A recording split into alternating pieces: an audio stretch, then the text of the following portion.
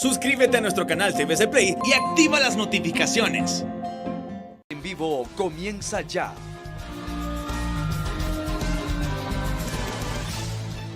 Buenas noches, estamos en vivo como todos los domingos. Hoy es 4 de abril de 2021. Tenemos un programazo para esta noche, no se lo pierdan.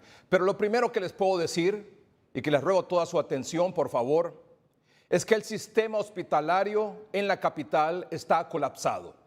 Esa es la verdad. El sistema hospitalario en Tegucigalpa está colapsado. Y me refiero a primer nivel y segundo nivel. Primer nivel, centros de salud, centros de triaje, y segundo nivel, los hospitales. No hay cupo en salas COVID, no hay cupo en unidad de cuidados intensivos. Esa es la realidad. Y mañana las autoridades emitirán comunicados, conferencias de prensa diciendo que están haciendo esto, que van a hacer lo otro para habilitar más camas hospitalarias. Como siempre, todo a la carrera, como siempre, improvisado. Así ha sido desde el inicio de la pandemia. Y usted y yo sabemos que eso es así de cierto. Igual que con la vacunación. No hay vacunas en Honduras. No hay.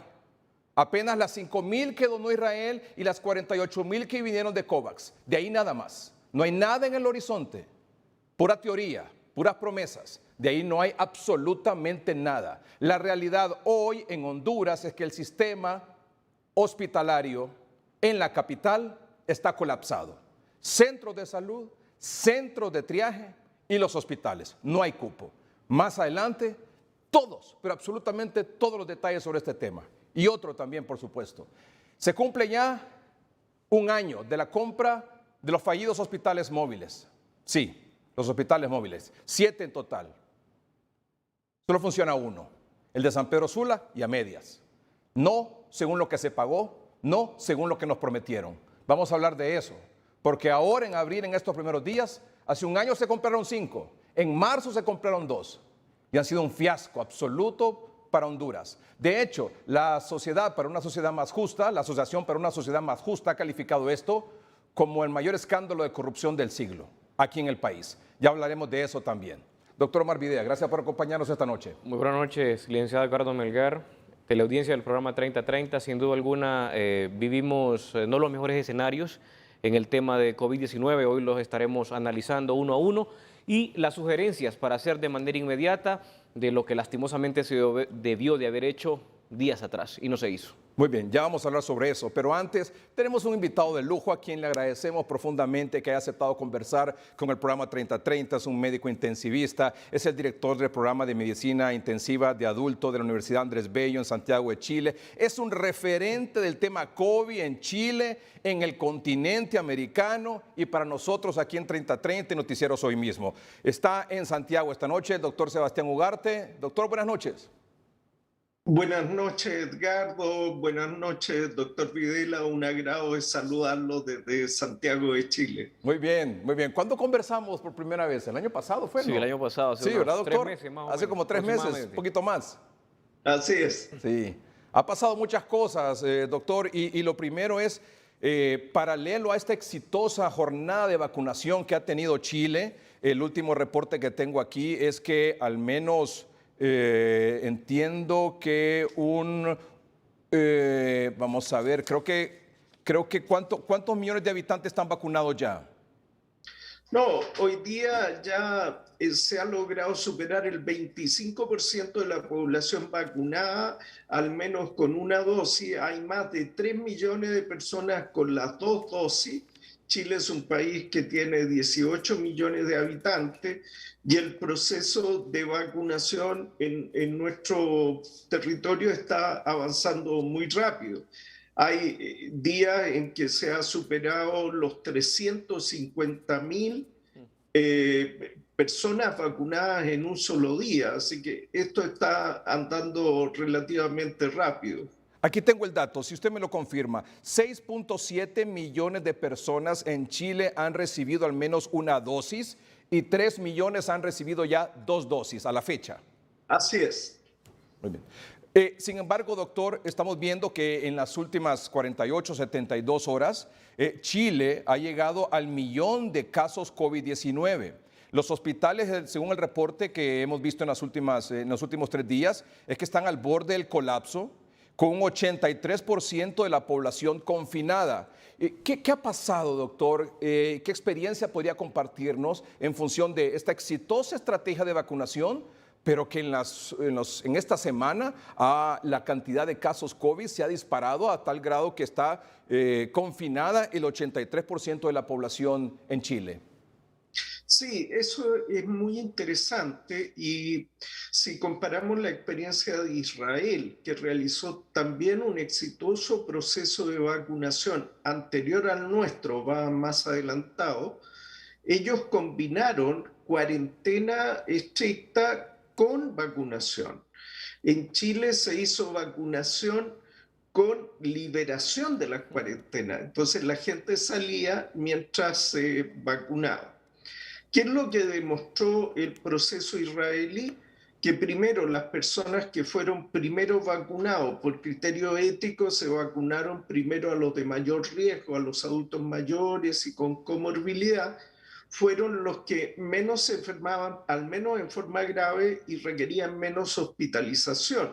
Pero el restante grupo de edad, los que eran menores de 65 años, se siguieron enfermando igual y aumentaban los casos. Lo mismo pasó en Estados Unidos y lo mismo está pasando en Chile. O sea, disminuye las hospitalizaciones en los adultos mayores, pero el resto de la población que no está protegida puede seguir infectándose. Ahora, como Chile no hizo cuarentena en este periodo, ocurre lo que está en un artículo muy interesante del Lancet Infectious Diseases, que muestra modelamientos matemáticos de campaña de vacunación con cuarentena y sin cuarentena. Y la combinación de ambas cosas es lo que logra aplanar la curva.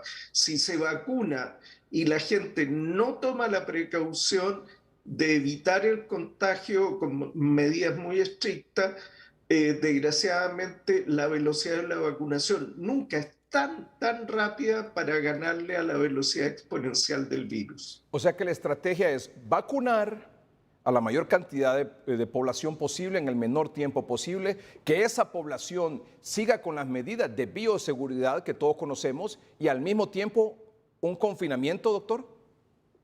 Exactamente.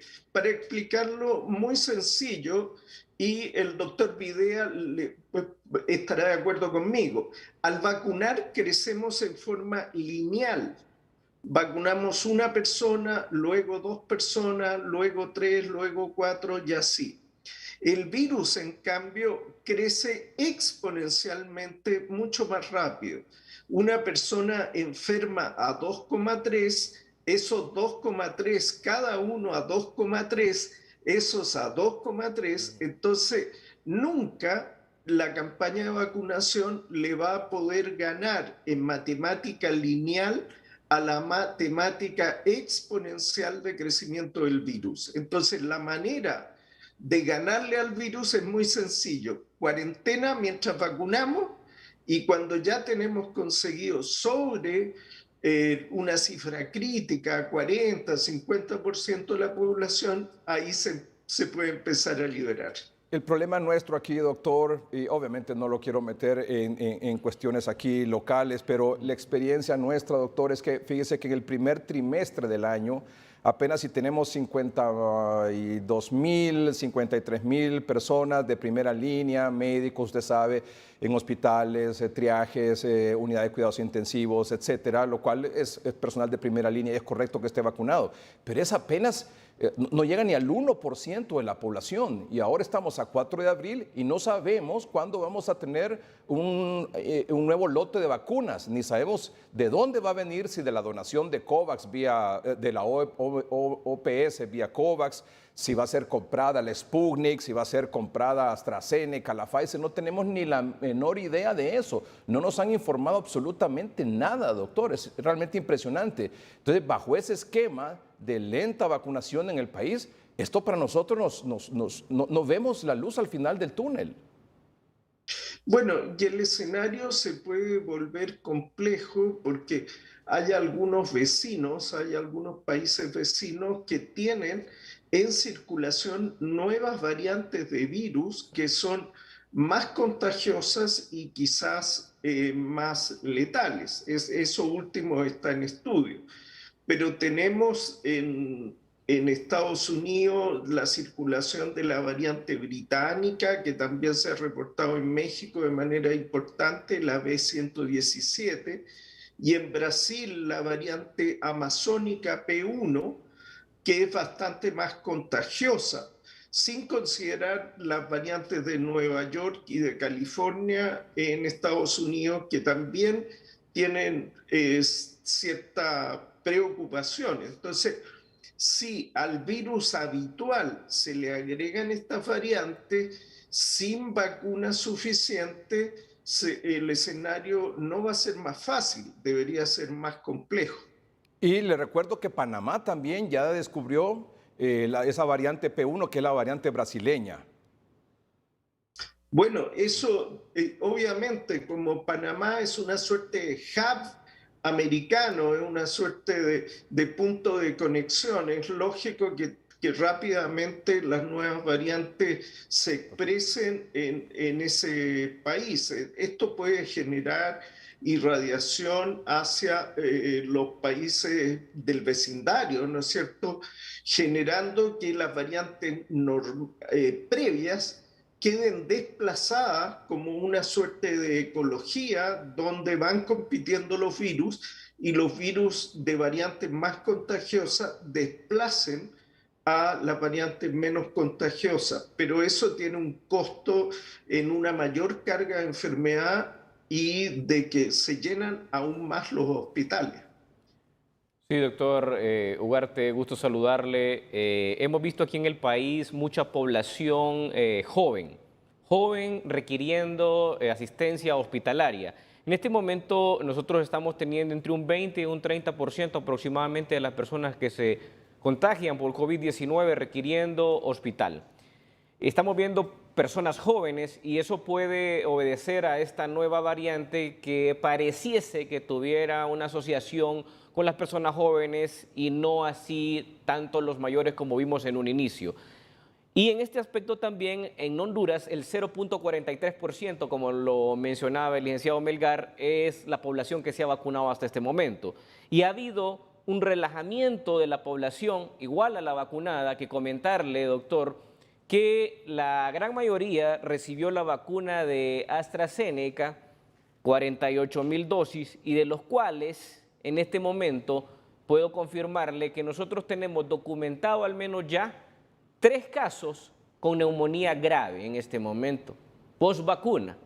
Y ese es el mensaje para la población que se confía creyendo que la vacuna lo es todo. Nosotros hemos hablado y hemos orientado en este programa que es una barrera excelente que debemos de tener, pero que no nos debemos de confiar. ¿Cómo andan ustedes ya con los casos complicados después de la vacunación? En el entendido que la vacuna de AstraZeneca requiere una segunda dosis y esa segunda dosis será entre 8 y 12 semanas, como lo recomienda la Organización Mundial de la Salud. Bueno, la verdad es que en Chile estamos teniendo la misma experiencia, gente que recibe la primera dosis de la vacuna y que se enferman. Algunos de ellos incluso hacen la enfermedad grave y existe una cierta sensación de seguridad por haberse vacunado y un relajo de las medidas de protección.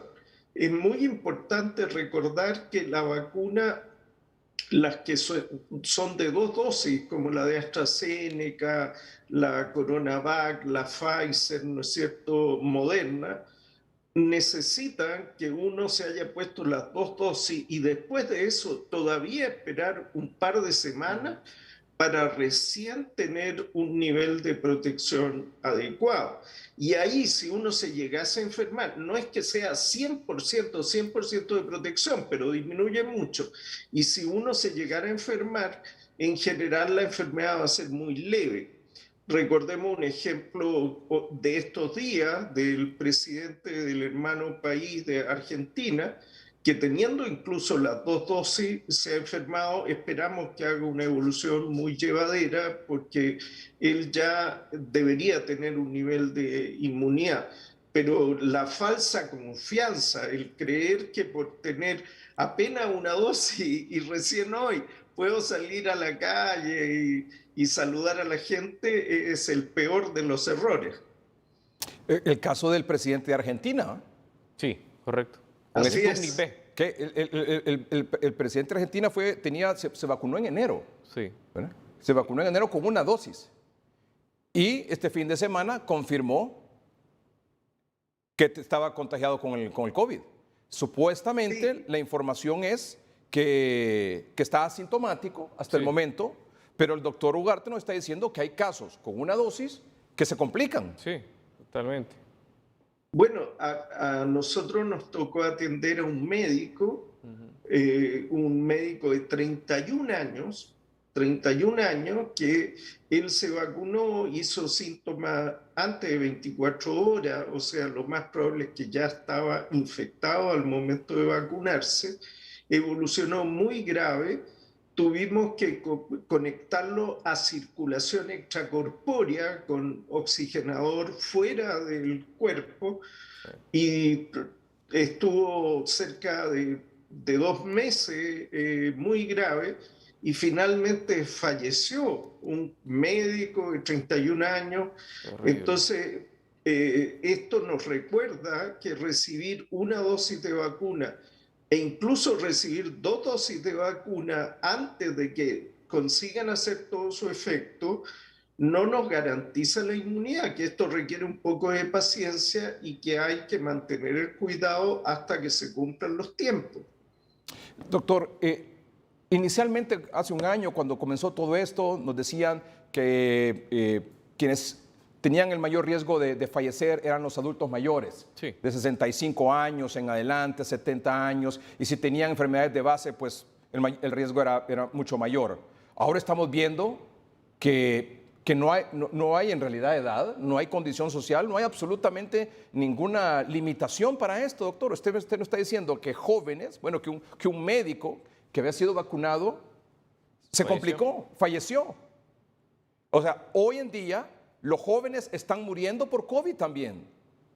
Sí, y la verdad es que sabíamos por las primeras publicaciones de China, en el New England Journal of Medicine, aparece esta publicación donde los adultos mayores tenían prácticamente un 15% de mortalidad, un 15%. Pero los adultos tenían también una mortalidad de un 5%, un 4%. Entonces, la verdad es que cuando decimos que los adultos mayores tienen riesgo de morir por COVID, es correcto, pero se nos olvidó decir que los adultos mayores de 4 años, porque desde 4 años en adelante se registran muertes por COVID. Sí. Y puede morir gente de 20, de 30. Por supuesto que la gente de más edad Claro. tiene más riesgo, pero si yo tengo 20 o 30, no me sirve mucho que haya alguien que tiene más riesgo que mí.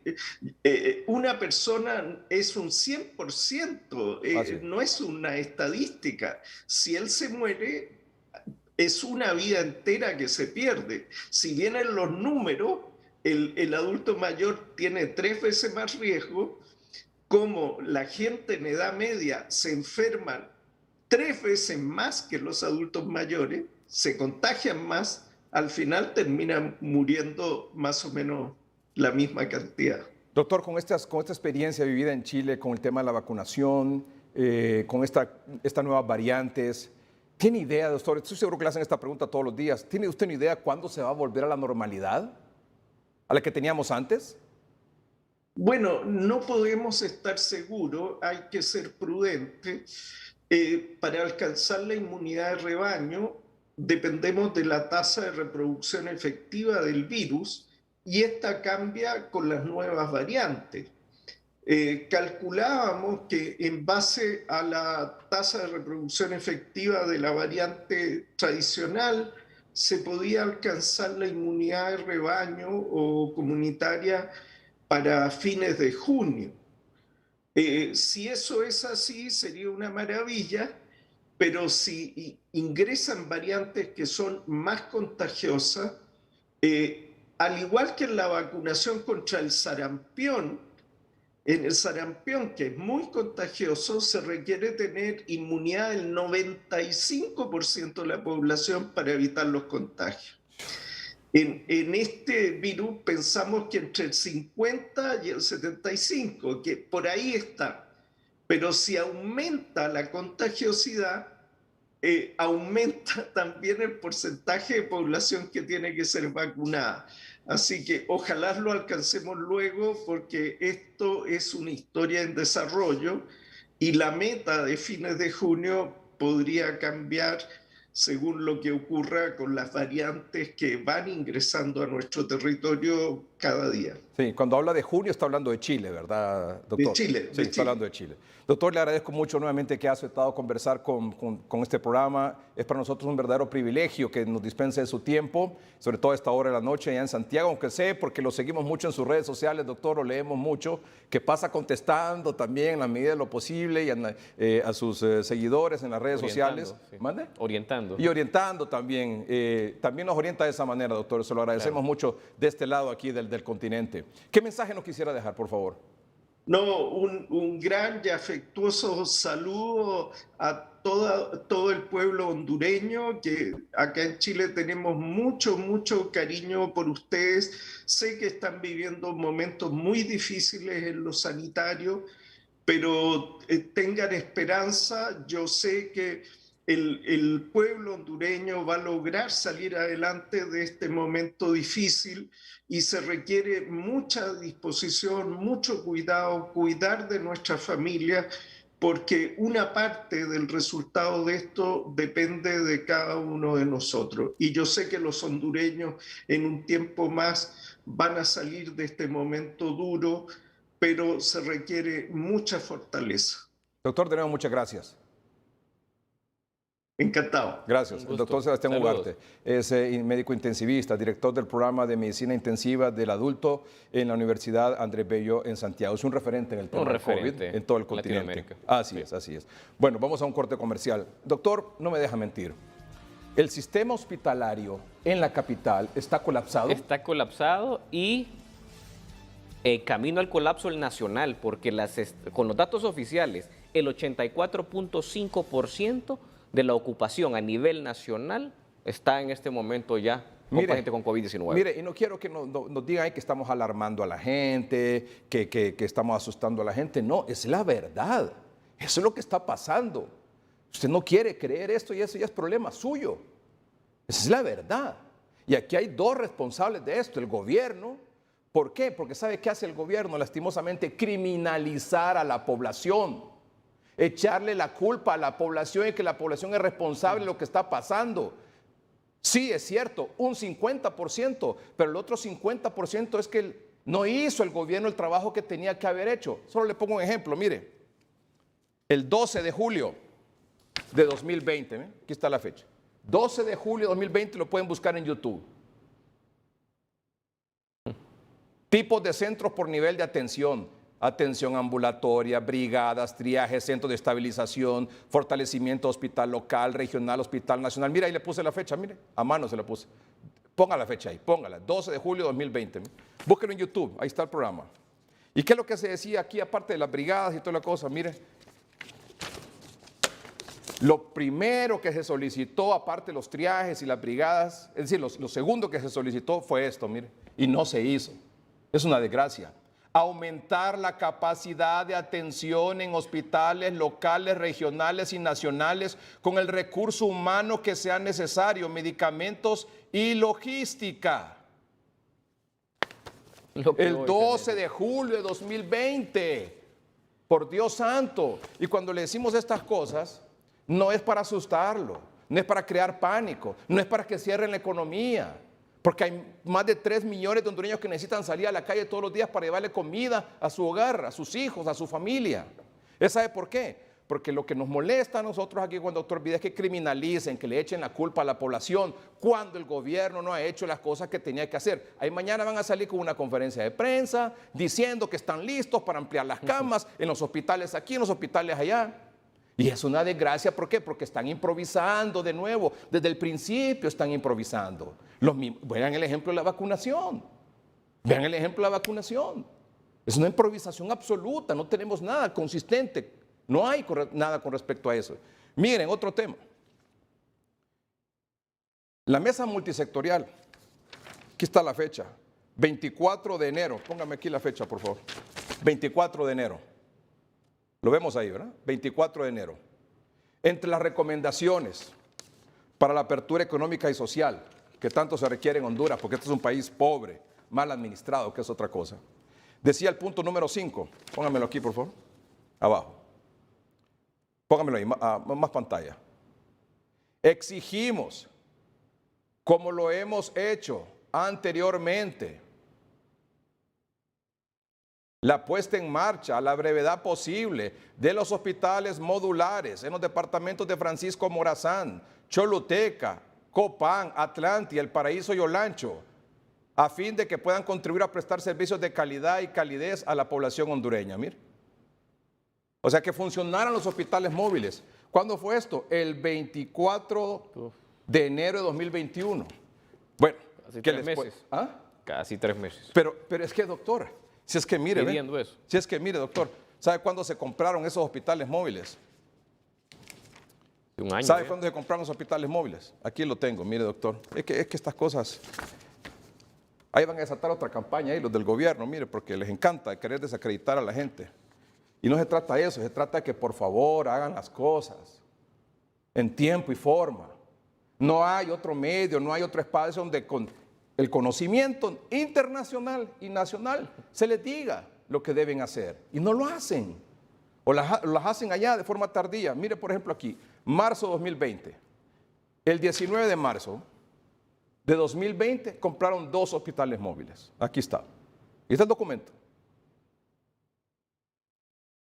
Inves lo solicitó a Finanzas, Finanzas lo pasó al Banco Central, el Banco Central hizo la transferencia. Ahí está la fecha, mire. Y la solicitud.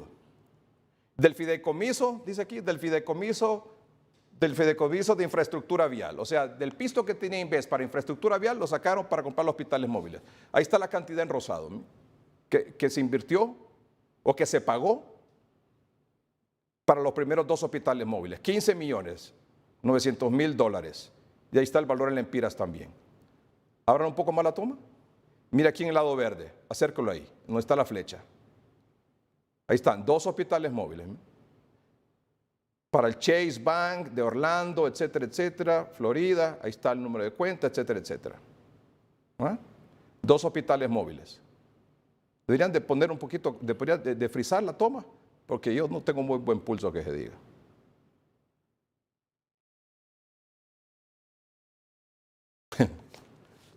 Este es de marzo, el 15 de marzo. Ahí está, miren. Muy bien, gracias. Eso fue lo que se pagó por 2 hospitales móviles. Y ahí está, quién se pagó y todo lo demás. ¿Cuánto fue eso? 392.786.440 lempiras. 392 millones. Venga aquí. Aquí está el otro, mire. Los otros 5 hospitales móviles. ¿Cuándo dice ahí? El 2 de abril de 2020. ¿Quién solicita? Inversión Estratégica de Honduras Inves, Fideicomiso de Infraestructura, 5 hospitales móviles. Ahí en rosado está el valor. Enfóquelo, más cerca. Vamos. 31.562.000 dólares. 781 millones, etcétera, etcétera. Mira.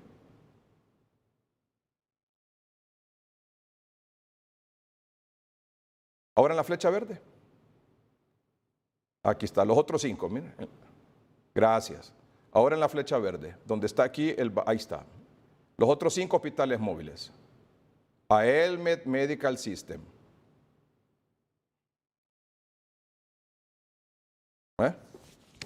Ahí está. Un año. Un año. Miren, está lo que se pagó.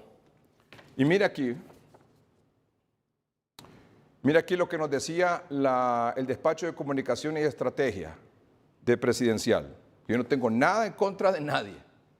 Aquí solo son los datos y la realidad. Decía aquí, los primeros 2 hospitales móviles llegarán al país el 7 y el 9 de julio y se instalarán en Tegucigalpa y San Pedro Sula. El tiempo de instalación de los hospitales es de 3 a 5 días. Qué terrible. No lo estoy diciendo yo, ¿me? Es terrible. Ahí van a aparecer en redes sociales los memes y toda la cosa nuevamente. Mire, doctor, por lo que aquí se dice. No, hombre. Mire. Papá, ¿qué pasa? Póngame las pilas. Ahí, muy bien. Mire. Los hospitales móviles se instalarán en 7 ciudades del país y la distribución será así: 91 camas en Tegucigalpa, San Pedro Sula y Choluteca, 51 camas en La Ceiba, Danlí, Santa Rosa de Copán y Juticalpa. Una vez que lleguen los hospitales, la instalación se hará en 3 a 5 días porque ya vienen con todo integrado adentro. Dice, recordó que compramos los hospitales en marzo y a lo mejor a la población se le hace mucho tiempo que sea en julio que los vamos a tener. Quiero decirle que en 4 meses hacer esta labor y a nivel técnico es una labor titánica.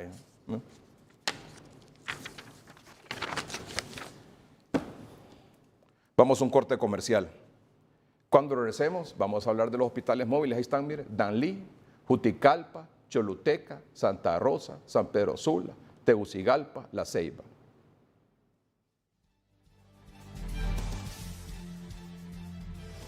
Es una lástima, doctor, es una lástima que esto esté pasando. ¿Sabe por qué? Porque el sistema está colapsado. ¿Sabe? Mire, aquí le tengo otro dato, doctor. Porque hay personas en los triajes desaturando esperando cupo, doctor. ¿Y sabe qué me dijo? ¿Sabe qué me dijo un colega de un hospital? Me voy a reservar el nombre del hospital. Que había quedado un cupo en un hospital de Tegucigalpa porque había fallecido una persona. Y le llamaron de un triaje. Una persona, le llaman del triaje y le dije, tengo 2 pacientes para trasladar. La primera pregunta, ¿sabe cuál fue? ¿Cuántos años tienen? No. Esto es una información seria, ¿verdad? Le dice el colega, mire, aquí tengo varios, le dice, pero los 2 más delicados, le dice, los que están desaturando, hay 2, uno de 70 y otro de 38. ¿Sabe cuál fue la respuesta? Mándeme el de 38. Correcto. Está pasando hoy aquí y no es justo. No es justo que esto esté ocurriendo en el país. Vamos a una pausa comercial. Regresamos en un momento.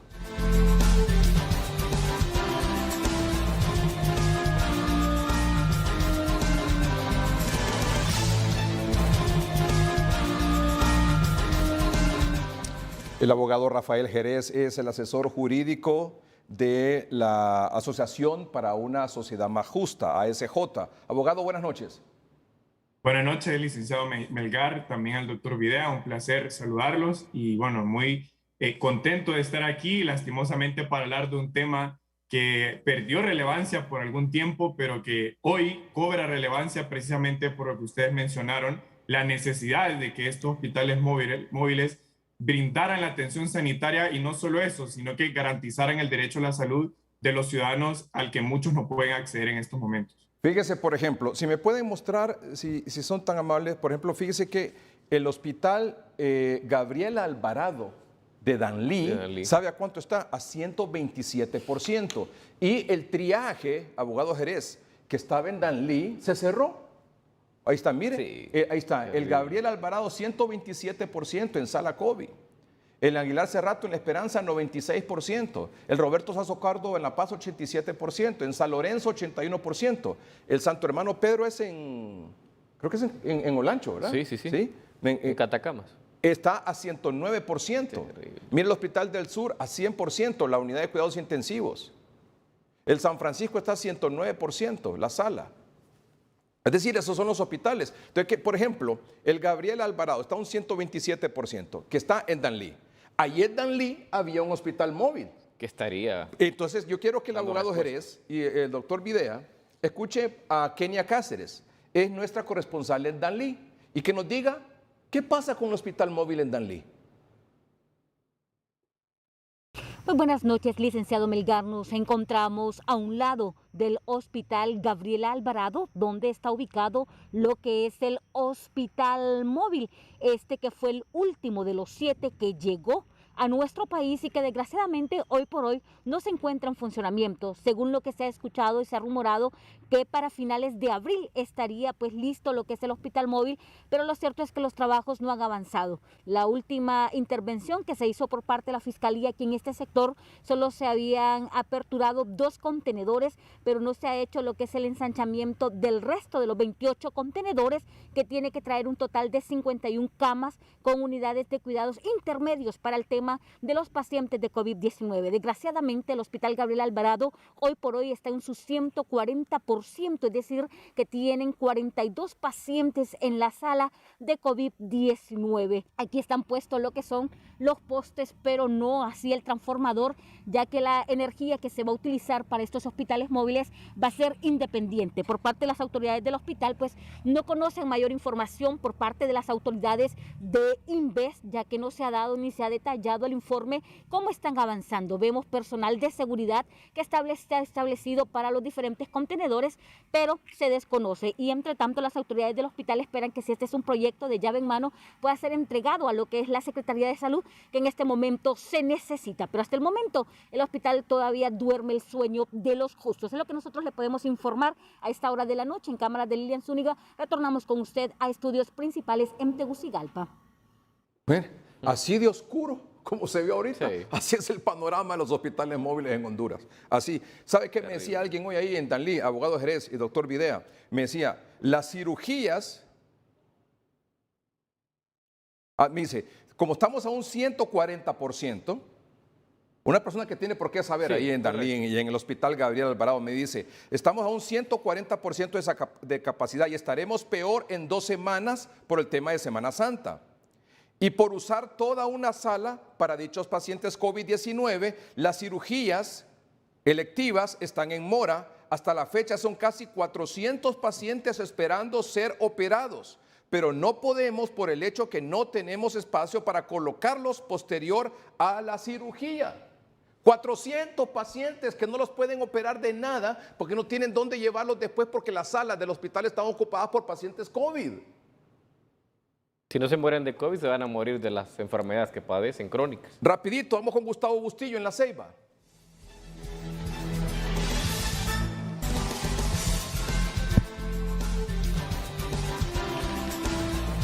Buenas noches, licenciado Edgardo Melgar, es un gusto saludarle. Pues me encuentro en el predio que ha sido destinado para el hospital móvil en la ciudad de La Ceiba, a un costado del Hospital General Atlántida.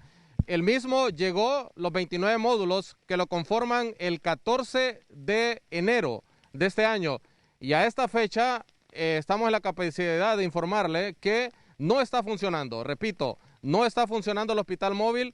Tampoco, hay que mencionar que no hay ninguna autoridad que dé alguna información de cuándo podría ponerse en funcionamiento el mismo.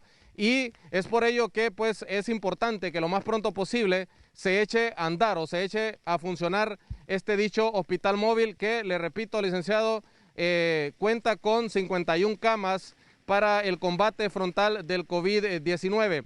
Cabe mencionar también que la última información que hemos obtenido como medio de comunicación de la ocupación en el Hospital General Atlántida fue desde el 31 de marzo y pues o mejor dicho, arrojó una información de apenas 25 personas ingresadas. Si bien es cierto, toda esta temporada de Semana Santa no hemos obtenido ninguna información, y es por ello que estamos preocupados y es importante que lo más pronto posible se eche a andar el hospital móvil por lo que se viene en los próximos días luego de la Semana Mayor.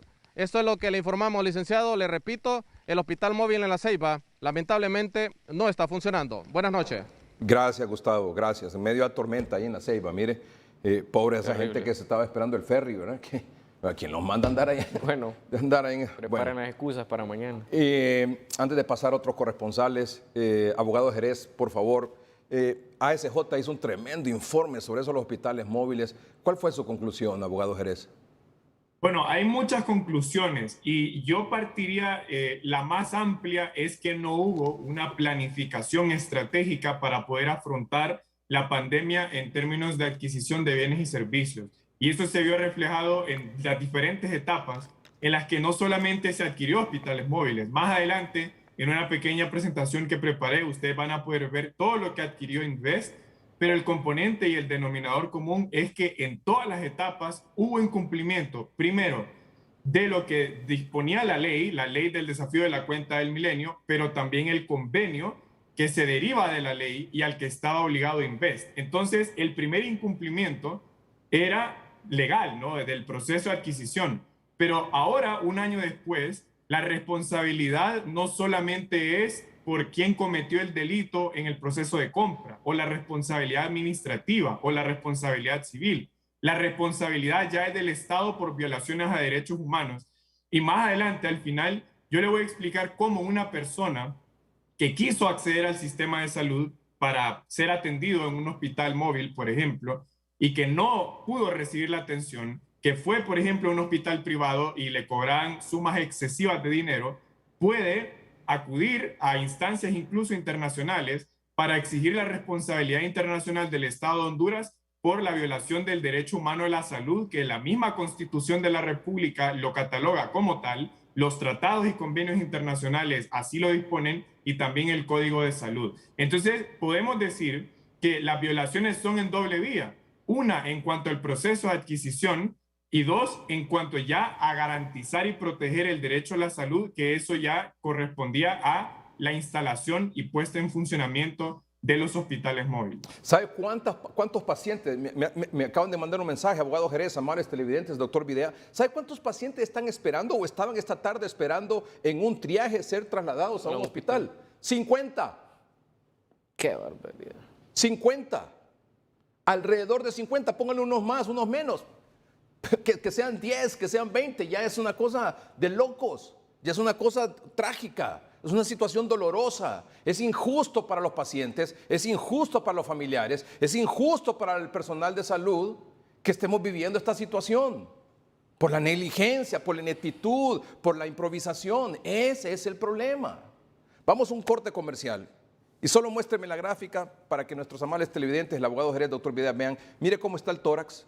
Mire cómo está el tórax, mire cómo está el hospital escuela universitario, mire cómo está el María y mire cómo está el San Felipe. Véalos ahí, ve. Hoy, esto es hoy.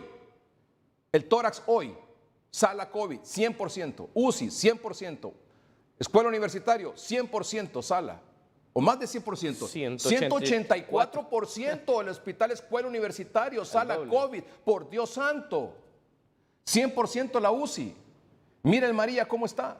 128, la sala de adultos, 31 pediatría y mire los cuidados intensivos 100%, mire cómo está el San Felipe.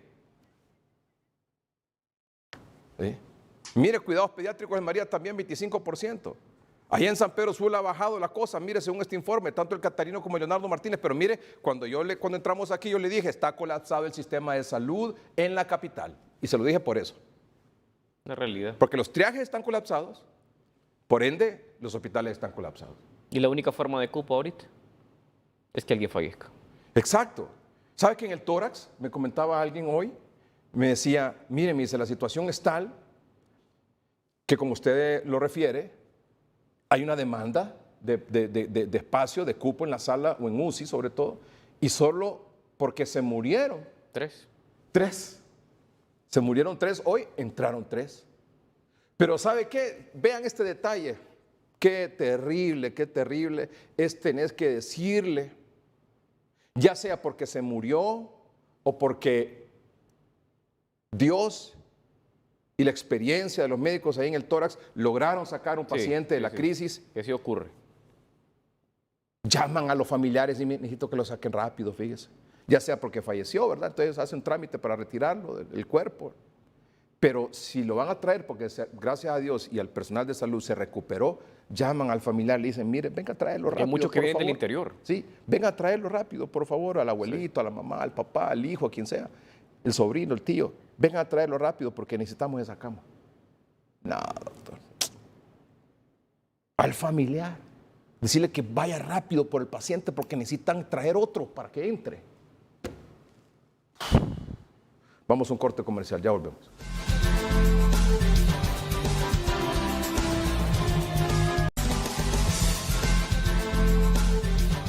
Ya con el doctor Videa vamos a plantear, bueno, él sobre todo, ¿verdad? ¿Qué es lo que se puede hacer para enfrentar esta situación que estamos diciendo? Recuerda, el doctor Umaña, a mí me impresionó mucho antes de Semana Santa que él dijo, cuídese población hondureña. Él tiene su forma peculiar, característica, correcto. El doctor Umaña. Palabras más, palabras menos, él decía, cuídese población, querida población hondureña. ¿Por qué? Porque si para Navidad había un colchón, o sea, colchón se refería a él a que habían cupos, en salas, en COVID, salas COVID y en UCI, había ese colchón antes de Navidad, entonces en Navidad se pudo atender pacientes. Pero él decía, hoy, antes de Semana Santa, no hay colchón, porque ya estamos complicados. Entonces, la población que venga de Semana Santa, póngale aquí en 10, 15 días, doctor. No, la otra semana comienza esto. ¿Qué va a pasar aquí en la capital donde así está ahorita el colchón? Mire, no hay. Copán Ruinas, Santa Rosa de Copán. Cerca de Copán Ruinas, Santa Rosa de Copán. Ahí está Ramón Rojas. Ramón. Buenas noches, licenciado Edgardo Melgar, amigos televidentes de 3030 de TSI. A mis espaldas se encuentra el lugar donde está ubicado el Hospital Móvil de Santa Rosa de Copán, el cual fue revisado hace aproximadamente un mes por miembros de Invest y las autoridades del Hospital de Occidente. Este día hemos dialogado con el doctor Juan Carlos Cardona, quien nos ha manifestado que aún no se tiene fecha para que inicien los trabajos en este centro asistencial. Sin embargo, para esta semana se anuncia la preparación y la actualización de al menos 70 empleados que trabajarán en el hospital móvil para que conozcan de la tecnología y de las herramientas de trabajo que van a tener.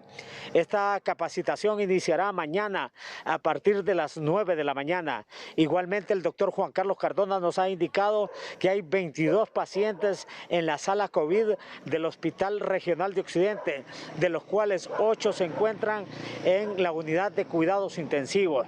Reitero, licenciado Melgar, amigos televidentes, hasta el momento no hay fecha para que inicien los trabajos en el hospital móvil. Sin embargo, reitero, mañana a partir de las 9 de la mañana inicia la capacitación de 70 empleados que serán los encargados entre enfermeras, médicos, laboratoristas y personal auxiliar capacitados para que en los próximos días inicie a funcionar el Hospital Móvil de Santa Rosa de Copán. Con este informe yo retorno con ustedes, licenciado Edgardo Melgar, amigos televidentes de 3030 hasta la capital de la República. Buenas noches. Uno de los departamentos más complicados es Olancho. Y ahí en Juticalpa supuestamente iba a haber un hospital móvil. Pero recuerde que está chocado. Sí. O sea, aparte de que no funciona, está chocado. Uno de los contenedores está chocado. Sí, Oscar Valdés. Oscar. Buenas noches, licenciado Melgar. La situación de COVID en el departamento de Olancho es más que dramática. Y más que dramático es el abandono. Antes que nada, los hospitales móviles, si llegaron chocados. Y los que están, no están instalados. Primero dijeron aquí que comenzarían a funcionar el 1 de febrero. Se pasó febrero y dijeron que comenzaría a funcionar el 1 de marzo.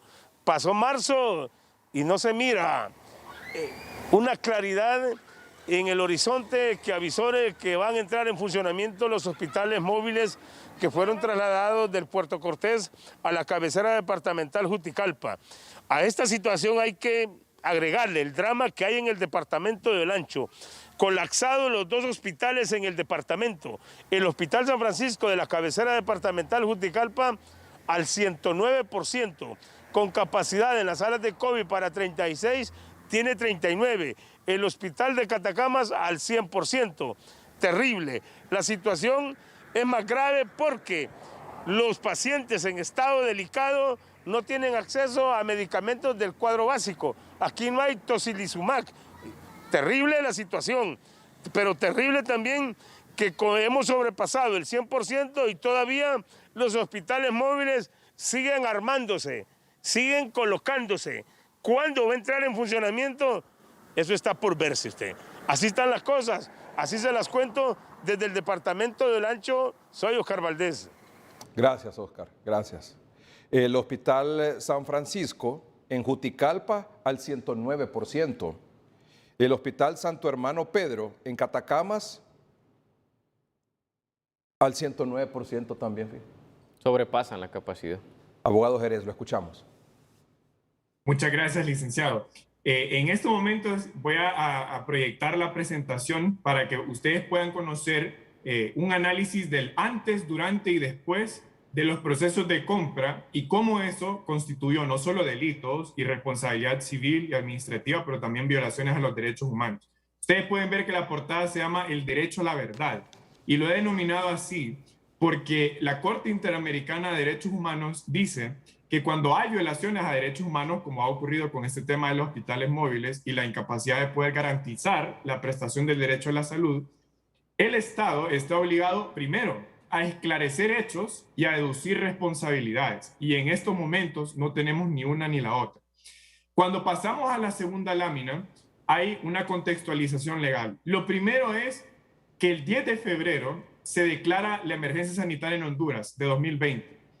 Casi un mes y 5 días después se emite el famoso PCM 21-2020, con el que se restringen los derechos constitucionales. Y a partir de esto, entonces, ya tenemos adicionalmente 2 cuerpos legales que autorizaron a Invest para poder hacer estas compras. El primero es la Ley Especial de Aceleración Económica y Protección Social. Y el segundo, la Ley de Auxilio al Sector Productivo y a los trabajadores por los efectos causados por la pandemia. Lo que estas 2 leyes decían era que Invest podía utilizar un mecanismo de contratación directa para poder adquirir los bienes y servicios que hicieran frente a la pandemia. Pero esto no era suficiente, sino que Invest tenía, y aquí creo que es el punto más importante porque es la génesis de todo, tenía que cumplir con el convenio del desafío de la cuenta del milenio que se da en 2005 y después la ley que institucionaliza un poco más este convenio, que es la ley de la cuenta del desafío del milenio, ambos del año 2005. En esta ley y en el convenio se crea una estructura orgánica de lo que hoy conocemos como Invest, que es el consejo directivo y la dirección ejecutiva, que la dirección la presidía en ese entonces, el año pasado, Marco Bográn. Ahora, concretamente, ¿qué fue lo que compró Invest y que generó todo este escándalo?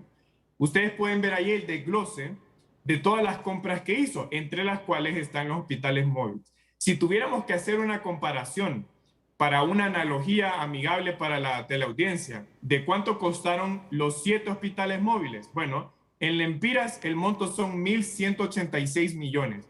Para que usted tenga una idea, todo el costo del proceso electoral primario es equivalente a los 7 hospitales móviles, 48 millones de dólares. Pero también Invest adquirió 450 ventiladores pulmonares, en otra de las compras 290 ventiladores, equipo de bioseguridad y kits de pruebas de detección de COVID. Es decir, los hospitales móviles tuvieron un costo de 48 millones de dólares, pero en realidad todo lo que pagó Invest por los demás insumos que se adquirieron son 80 millones de dólares, que equivale a 2.000 millones de lempiras. Si ya nos concentramos específicamente en los hospitales móviles, fueron 3 con 91 camas y 4 hospitales con 51 camas. Y el total de camas tendría que haber sido 477, que creo que viene a ser un número importante, claro, por todo lo que escuchamos de los corresponsales en cada una de las ciudades y todo la ayuda y el auxilio que le pudo dar a la red hospitalaria ya existente en el país. Esos 3 hospitales móviles con 91 camas, abogado, eran los de Tegucigalpa, San Pedro Sula y Choluteca. Los de 51 camas eran Danlí, Santa Rosa de Copán, Juticalpa y La Ceiba.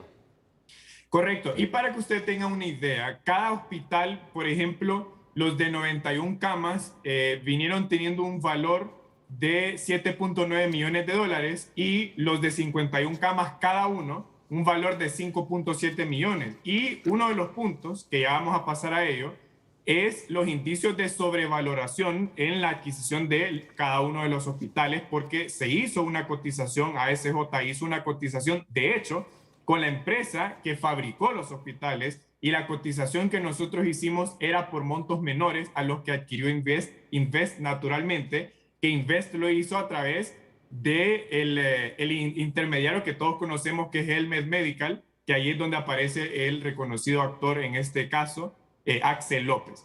Ahora, si ya vamos puntualmente a cuáles fueron nuestros hallazgos, y yo creo que esta contextualización nos va a ayudar para primero entender la magnitud de lo que se compró, pero también la magnitud de lo que se incumplió para hacer esta compra. Ustedes pueden ver ahí cuáles fueron los principales hallazgos y por ende las principales omisiones. Lo primero es que, usted lo dijo al inicio del programa, fueron 2 órdenes de compra, no hubo un contrato.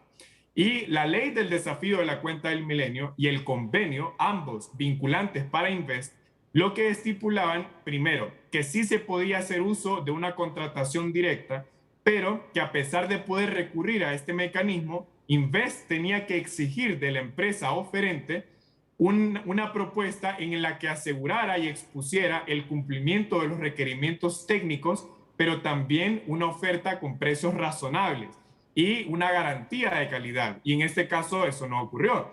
Después de que se tuvo que haber hecho eso, entonces al recibir la oferta de Elmed Medical, Invest tuvo que haber hecho un informe para determinar, primero, si se cumplía con la razonabilidad de precios y número 2, si se cumplía con los requerimientos técnicos y el alcance en cuanto a la calidad que tenían que tener los hospitales, que en este caso iba a entregar la empresa Prefabric a Elmed Medical. ¿Pero qué fue lo que pasó? Bueno, se emiten 2 órdenes de compra, usted las mostró, de hecho es bastante indignante porque solo son en total quizás unas 4 páginas, si vemos el documento de ambas órdenes de compra.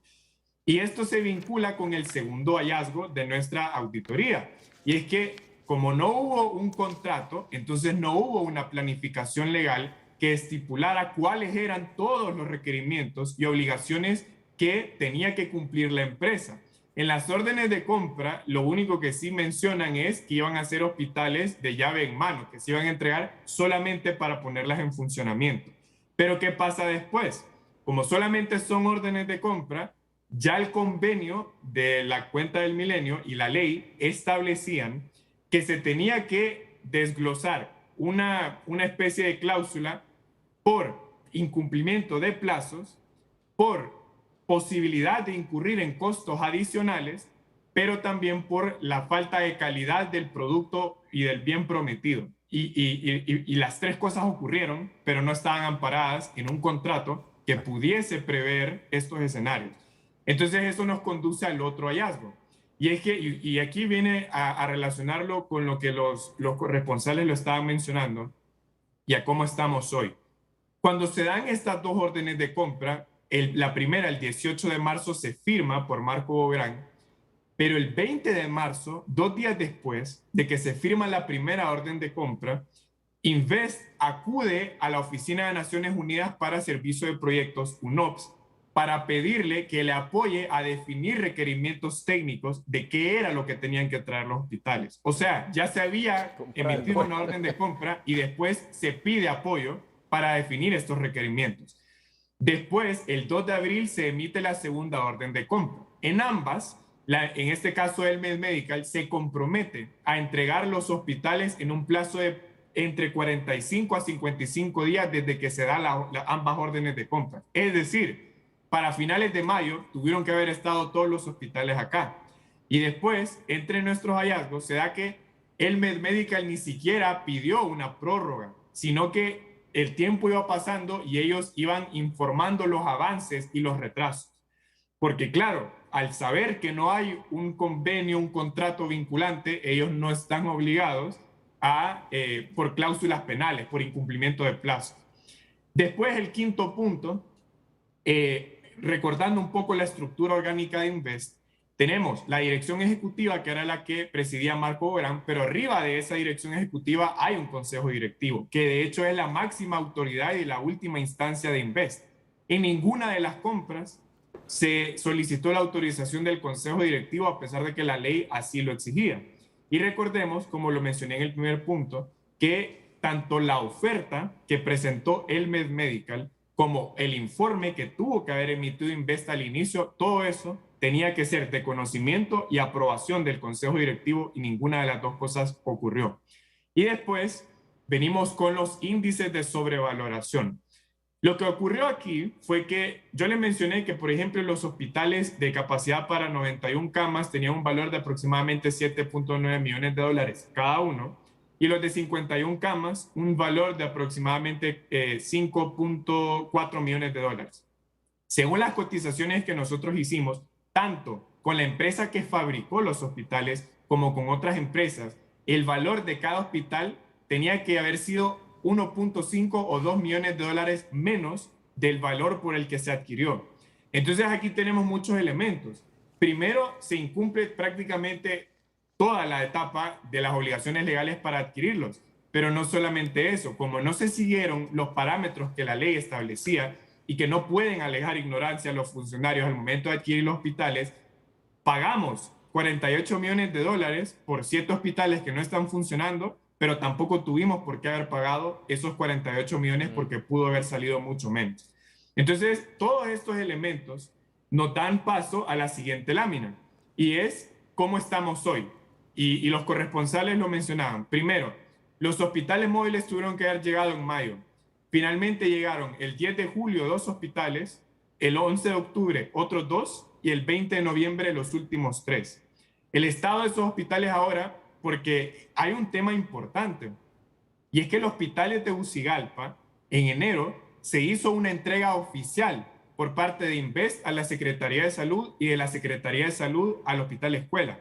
Y esto es sumamente delicado, porque desde que se hace una entrega oficial y se pone en funcionamiento, todo lo que pasa en ese hospital es responsabilidad del Estado, tanto lo bueno como lo malo.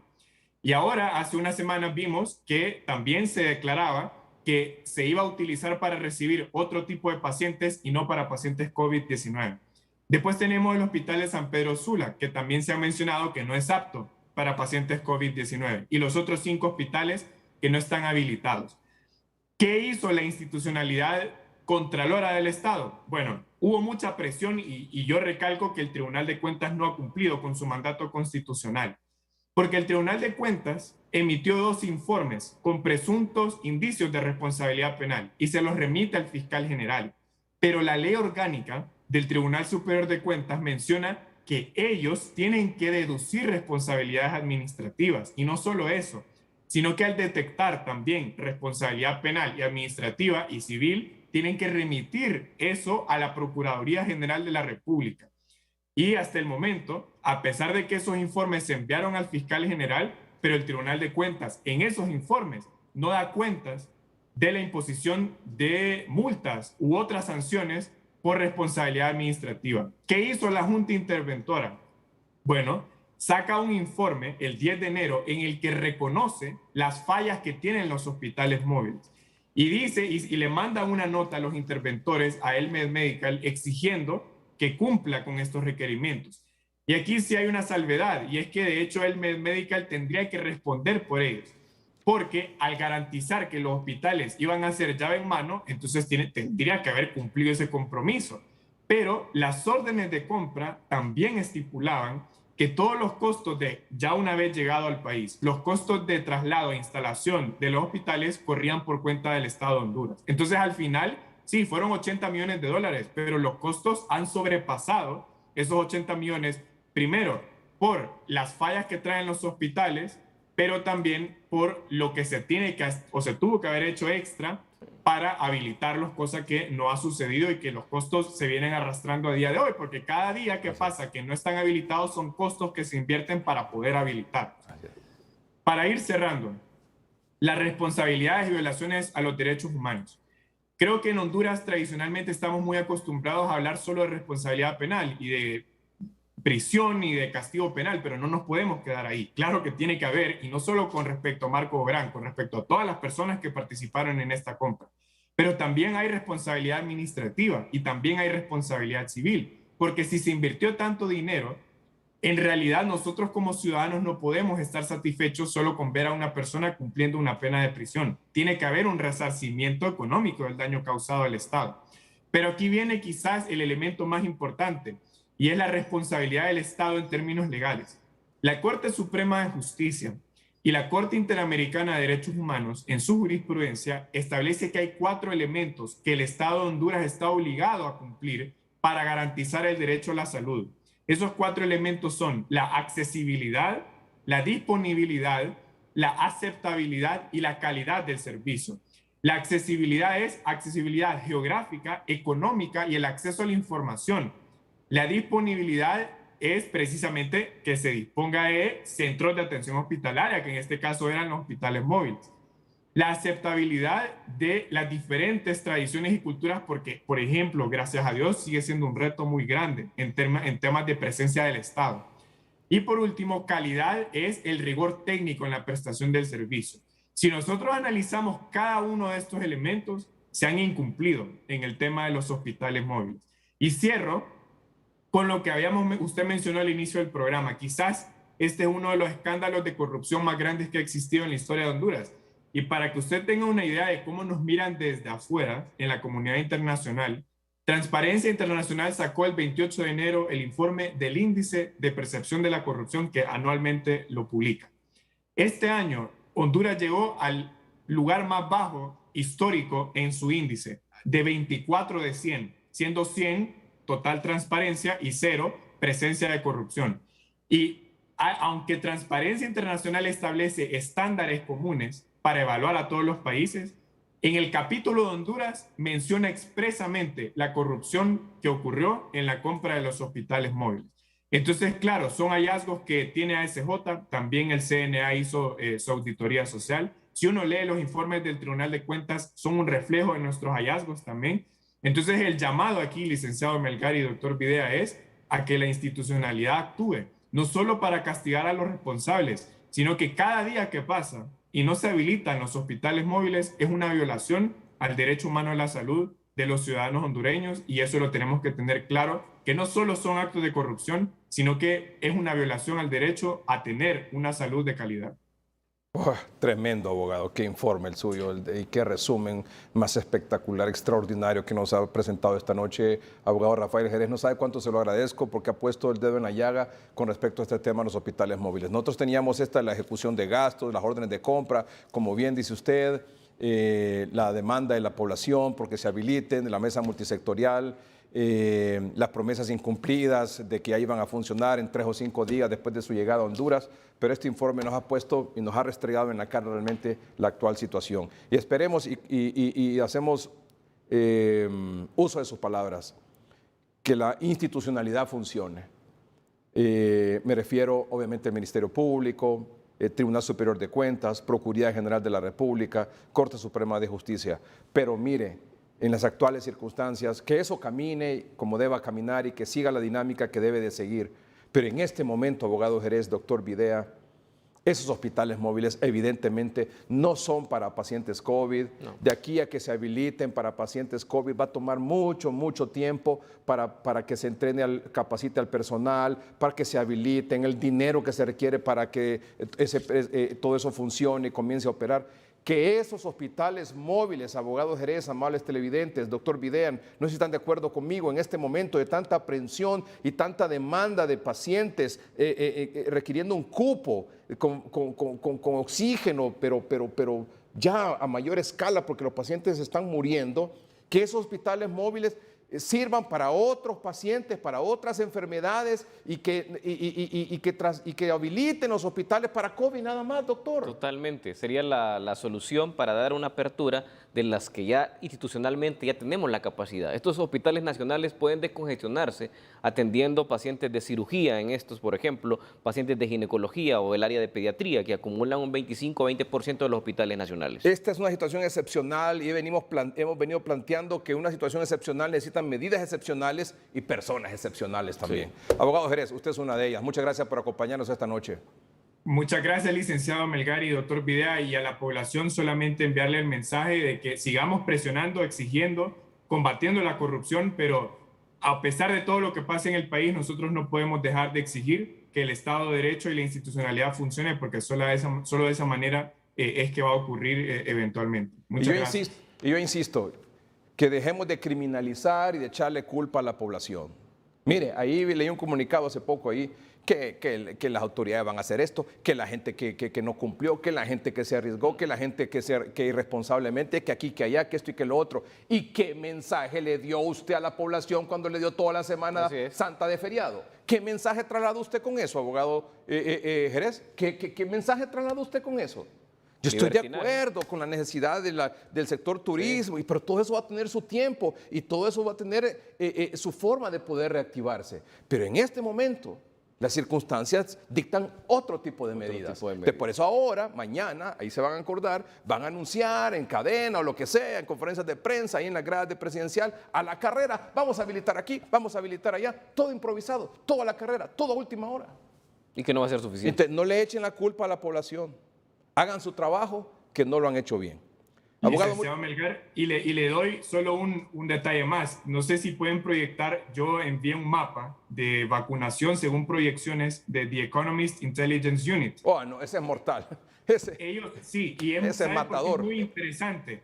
Yo lo contrasté con las estimaciones que también publicaron varios expertos en la revista británica The Lancet, y coinciden. Pero ¿cuál es el mensaje? No solo de que es probable que logremos una vacunación masiva quizás en 2022-2023, sino el mensaje de la debilidad institucional del Estado, porque hasta ahora las vacunas que tenemos son donaciones, pero eso es precisamente reflejo de tener un sistema democrático débil que no puede competir con otras naciones poderosas que ya tienen vacunas. Entonces, ¿cuál es la lección aprendida? Que es muy probable que, claro, ahora mismo los hospitales móviles son una necesidad, pero lo van a seguir siendo, porque mientras no logremos la vacunación masiva, necesitaremos una red de atención hospitalaria y, claro, mantener las medidas de bioseguridad, pero al final es el Estado quien tiene que responder a los ciudadanos también. Muy bien. Abogado, de nuevo, muchas gracias. Gracias por acompañarnos. Mire, y que no es broma lo que decía el abogado con respecto al fortalecimiento. Aquí la doctora Portillo se ha desgalillado y la vez pasada me dijo, y lo dijo aquí, yo no sé ni cómo decirlo, decía. Ya no sé ni cómo decirlo, decía la doctora Portillo. Me vienen aquí, usted me entrevista todos los lunes o viernes, así, pero todas las semanas, y vengo a decir lo mismo. ¿Por qué no fortalecen el sistema de salud? ¿Por qué no fortalecen los hospitales? ¿Por qué no invierten para eso? Tiene que ocurrir lo que está ocurriendo ahora, con vidas que se pierden. Mire, el 12 de julio de 2020, pueden buscarlo en YouTube si no me creen. El 12 de julio de 2020 se les dijo, mire, aparte de las brigadas, los centros de triaje, párrafo 1.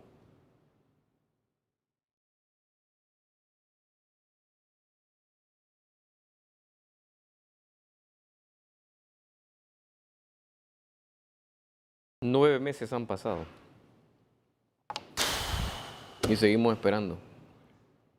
Los que tenemos posibilidades de esperar porque estamos vivos. Sí. Es la realidad. Sí. Bueno, vamos a un corte comercial. Solo los dejo como por adelantadito, nada más esta gráfica, mire, doctor. Esta proyección que hace el mismo SINAGER. Sí. Mire cómo está esta gráfica.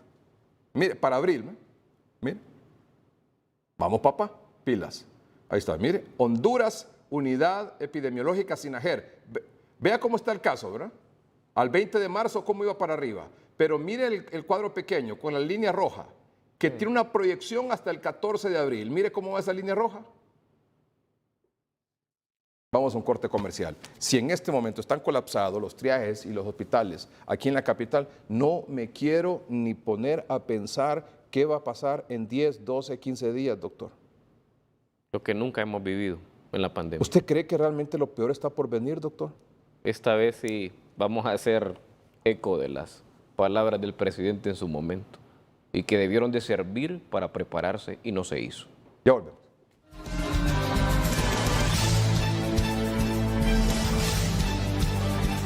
Del hospital, famoso hospital móvil aquí en Choluteca, que llegó el pasado 22 de enero a esta ciudad con grandes expectativas, pero aún no funciona. Nos hemos abocado a las autoridades de la región de salud, del hospital también, pero nadie nos da una respuesta.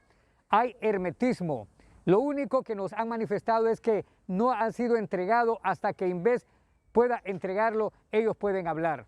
No se sabe cuál es el problema que hay, aunque se maneja que podría ser el sistema eléctrico, pero aún así no podemos manifestar la realidad del caso para que no se ponga en funcionamiento este hospital móvil aquí en Choluteca. Lo cierto es que se necesita de manera urgente porque la sala de COVID del Hospital del Sur pues ya prácticamente está saturada y se necesita ya más espacios, por lo que la directora en una fecha anterior nos ha manifestado que este hospital funcionará, el móvil, con medicina interna. Pues eso es lo que podríamos manifestar en cuanto a esta situación. Pues como usted puede ver, este es el hospital móvil que está a mis espaldas en completo abandono. Buenas noches, vuelvo con usted hasta la capital. Gracias, Javier. Gracias. Tremendo informe de los corresponsales de Noticieros Hoy Mismo y en esta ocasión apoyando 30-30. Muchas gracias. Tremendo equipo. Tremendo y brillante el informe del abogado Jerez, ¿no? Sí. Tremendo informe. Revelador, que a todo el mundo nos absoluto. queda claro de la situación. Y lo ¿Qué que ha ocurrido con esto? Así es. Mire lo que decía Javier, póngame ahí, por favor, el porcentaje de ocupación de la red hospitalaria, de los hospitales públicos, que es muy chiquita esta letra. Hospital del Sur, sala 80%, dice el informe. Y UCI 100%. Y UCI 100%, el Hospital del Sur. Hospital del Sur, 80%. Y 100% la sala UCI. ¿La pusieron? Póngala, por favor. Ah, ahí está. Ahí, muy bien. Hospital del Sur. Ahí está. Bueno, doctor, le dejo el uso de la palabra. Bueno, doctor. urgimos la habilitación de estos hospitales móviles para no COVID. Para no COVID. Díganle, digamos, doctor, perdón. Pídanle perdón a la población, seamos sinceros. Sí. Pídanle. Pedimos perdón. Pedimos perdón a la población hondureña por todo lo que ya el abogado Jerez explicó y los hospitales móviles no van a ser para COVID. Los vamos a habilitar para medicina interna, ¿sería? Para medicina interna, para pediatría, para ginecología, para cirugía. Y esas salas que normalmente, esas atenciones que normalmente se hacen en los hospitales, se van a hacer entonces, esas atenciones se van a hacer en los hospitales móviles y allá se van a descongestionar salas para ampliar las salas COVID.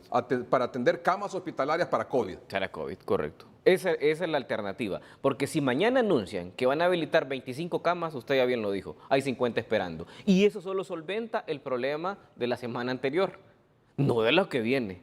¿Y qué va a pasar entonces? Vamos a seguir sufriendo. A la población, pero antes que todo el llamado al Estado, a esos centros de triaje, fortalezcanlos esta semana con medicamento y con prueba diagnóstica, porque se le va a llenar a partir de mañana. Quisiera ver esos reportes que va a ocurrir de todas esas personas que han migrado. Y mucho ojo, al sector público y privado. Esto tiene que ser como cuando se reaperturó la economía, a testear a todo mundo. La mayor parte de los que ya hoy están regresando a la capital, una gran parte trae el virus ya.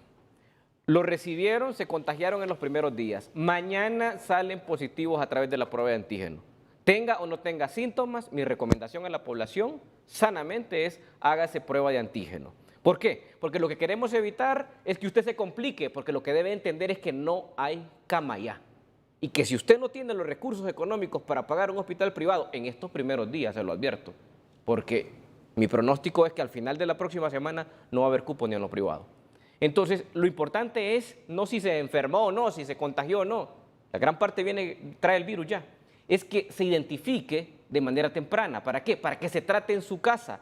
Y tratándose en su casa va a salvar la vida suya y de los demás. ¿Por qué? El mayor problema es no solamente los que se contagian. A mí no me preocupa tanto las personas que adquirieron el virus, sino que cómo se va a diseminar, bien lo decía el doctor Ugarte. 2.3, aquí yo digo a las 5 y a las 10. Usted que no salió, que fue la gran mayoría, está llegando en este momento el COVID a su casa. Ojo, está llegando a su casa en este momento y se está multiplicando. O sea, las personas que se cuidaron, como ha ocurrido en todos los eventos, Navidad, fenómenos naturales, los que se quedan y llegan a los trabajos, diseminan el virus. Y ese es el problema, porque si usted lo identifica, hace el cerco epidemiológico. Evita que esa persona siga contagiando a otras. Por eso es importantísimo el diagnóstico temprano. Y mañana, no juzgue a las personas que lleguen a hacerse exámenes. Porque en este momento ya Ya está hecho. Hay muchos contagiados. Entonces, permítales en los centros de triaje que se testeen. Solo con el hecho que digan, yo anduve en la costa norte, hágale la prueba, aunque no traiga síntomas. Hágale la prueba porque es un potencial portador del COVID-19. Entonces, identifiquemos los casos, tratémoslos. Y de esa manera evitaremos que esas personas contagien a otros que con un sistema inmunológico más débil pueden llegar a complicarse y a requerir un cupo de hospital que no se tiene en este momento. Ojo, empresa privada, sector público, testee como cuando se venía aperturando la economía. Buena idea, fíjese, doctor, que le hagan prueba de antígeno a todo el mundo, doctor. Todo el mundo. Si ya la carga viral es tan alta que los ma- asintomáticos que salen positivos. Que mañana en todos los triajes, bueno, solo un paréntesis ahí. Fíjate que el triaje de Dalí está cerrado. Y cuando uno pregunta, no, esa es responsabilidad de la alcaldía. Y el otro que cierra en otro lado, no, esa es responsabilidad de la CESAL. Y el otro que está cerrado en otro lado, no, es responsabilidad de Copeco. O sea, todo el mundo se tira la pelota ahí. Al final a la población no le interesa, o ya sabe, o es Inves, o es Copeco, o es la CESAL. Al final es el gobierno, o es la alcaldía. Al final es el gobierno. ¿Cómo es posible que los triajes estén cerrados? Abran esos triajes, por favor. Mire ahí, Omar Rivera del FONAC ha hecho una gran labor visitando triajes y motivando a los alcaldes, motivando a la CESAL, motivando a Copeco para que abran. Y cuando yo le pregunto, bueno, ingeniero Rivera, ¿cómo está la cosa? No, mire, esta es una decepción total, mire, están cerrados, mire. Están cerrados. El ingeniero Rivera sabe que lo que estoy diciendo es cierto, no me va a desmentir. Están cerrados los triajes. Si el triaje es la contención, como no hay la contención primaria ya con las brigadas y los centros de salud y los técnicos de salud ambiental allá en las comunidades, en las aldeas, eso no existe o existe muy poco. Entonces, ¿qué es lo que ha funcionado aquí? Los triajes. ¿Dónde es la contención? En los triajes. Y si los triajes están cerrados, pues entonces no hay contención. ¿A dónde va a parar la gente de los pacientes? A los hospitales, por eso están colapsados. La triste realidad. Pero mañana puede ser un día importante. Usted que tiene acceso, vaya y hágase la prueba. Vaya al centro de triaje. Hágase la prueba de antígeno. Que una prueba de antígeno ya desde el lunes en adelante le va a parecer positiva si tuvo ese contacto en los primeros días de Semana Santa. Trátese, aíslese y evite que su familiar se complique. Aunque no tenga síntomas. Aunque no tenga síntomas. Si usted sabe que la persona que trabaja con usted o que trabaja para usted salió, su compañero de trabajo salió, empresario, etcétera, gobierno que se fue toda la semana, vayas. ¿Por qué? Porque aunque no tenga síntomas, los puede desarrollar rápido, porque yo no tengo la menor duda que aquí ya hay variantes, doctor, del coronavirus. Totalmente. Usted lo decía desde noviembre, yo insisto en eso. Hemos dicho. Exactamente. Entonces, eso, usted puede ser que no sienta nada, pero cuando ya comience a toser o tenga una fiebre, vaya a un hospital, a un triaje o lo que sea, se va a complicar, si es que hay cupo, lo van a atender y cuando le vean la tomografía va a decir, mire, tiene el 50% reventado los pulmones y ahí usted va, mire, en fila al panteón. Así es. Esa es la verdad. Esa es la crónica. Esa es la crónica.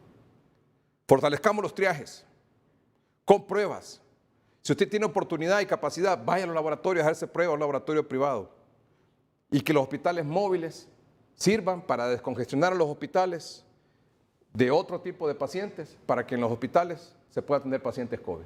Sí. No hay que Así tener es. temor al diagnóstico, hay que hacer el diagnóstico, porque lastimosamente en nuestro país las personas fallecen más que de la enfermedad, de la falta de logística en la atención. ¿Cuántos pacientes COVID están falleciendo a diario en Honduras, doctor? Están falleciendo uno cada 37 minutos en las últimas 72 horas. Se han reportado entre sospechosos y confirmados 115 en los últimos 3 días, donde no muy poca información ha habido. 115 hondureños han fallecido sospechosos de COVID en 3 días. En los últimos 3 días, del jueves, viernes y sábado. Y esos de los que se fallecen en los hospitales Eso es públicos. No se sabe en los privados, ni en las casas, ni en el interior del país. Así es. Ya volvemos y cerramos el programa.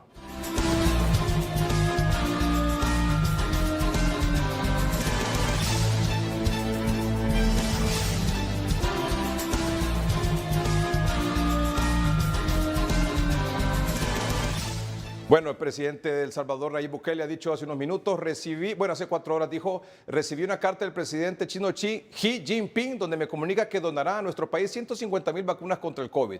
Estas son adicionales a las 2 millones adquiridas a Sinovac por nuestro gobierno.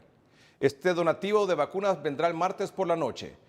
Mañana terminaremos de vacunar a todos los maestros del sector público. Mañana mismo iniciaremos con los del sector privado y planificamos terminar el miércoles. El jueves inicia la vacunación de todos los maestros universitarios y planificamos terminar el domingo.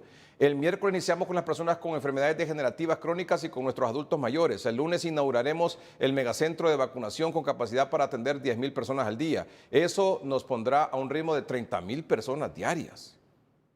Oh, ¿qué cosa eso?